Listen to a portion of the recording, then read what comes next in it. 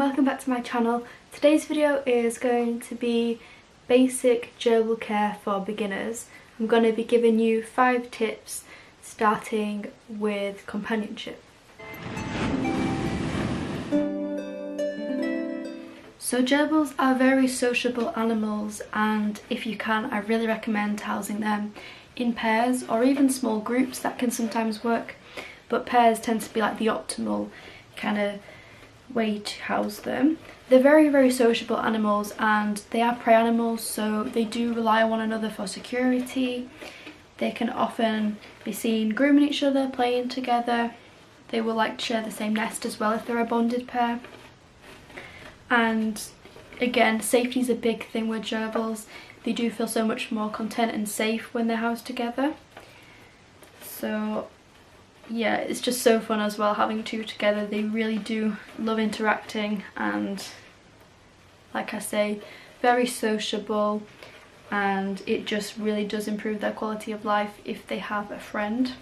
And there may be some instances where gerbils may have to be housed alone. I had to separate a few of my pairs in the past because of serious fighting, but I highly recommend, if you can, giving them companionship because it really will improve their quality of life. My tip number 2 is to provide a nice spacious accommodation for your gerbil.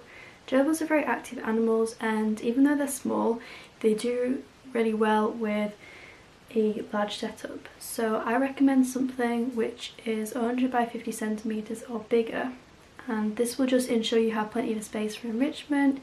You can give them different sections for digging, and that they have enough room to play.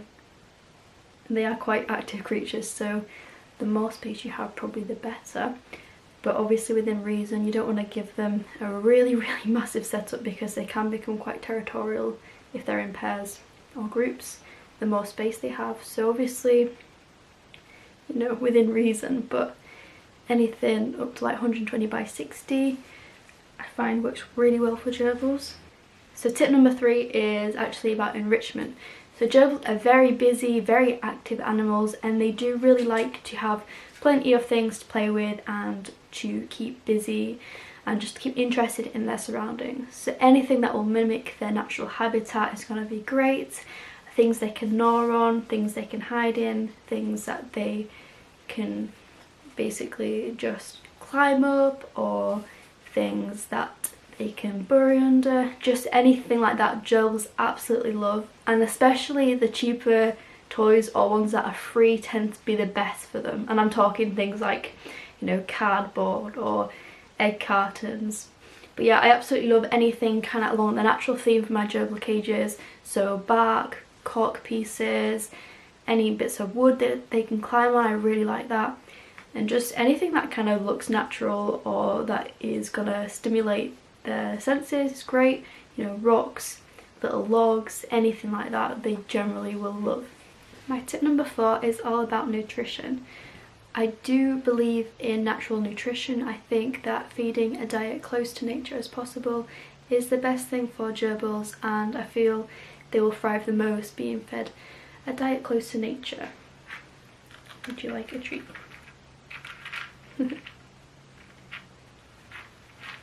You got hazelnut. So yeah, a diet that is rich in grains, seeds, pseudo cereals, dried plants, even roots and berries is what I find to be the most suitable for gerbils. And I found it hard to come across something that contained all those things really, so I did come up with my own, and I sell it on my shop now. But yeah, just something that is natural, doesn't have much processed ingredients and all additives and stuff, just as close to what they would be eating in nature as possible. I feel like is the best you can feed your gerbils. And obviously providing a source of protein regularly, like dried insects, mealworms, silkworm larvae, dried shrimp. And I also like to give my gerbils regular fresh vegetables just to make sure they're getting those extra vitamins and minerals too. So my tip number 5 for gerbils is to spot clean. I think spot cleaning is a good way to keep on top of cleaning your gerbil's cage, because doing really big full muck outs regularly can stress gerbils. They really rely a lot on scent. So if you're constantly taking out all their scent trails on a regular basis, this is going to cause them unnecessary stress. Now, I'm not saying never do a full clean. I do think it's important to do a full clean every now and again, but just for a more weekly thing or every few days, as often as it needs doing, I do recommend spot cleaning. And this is just where you remove the area of the cage which is most soiled. So what I tend to do is use sand baths for my gerbils. First of all, it's great for their great for their claw health as well, and helps to reduce stress. But I'm talking chinchilla sand as well.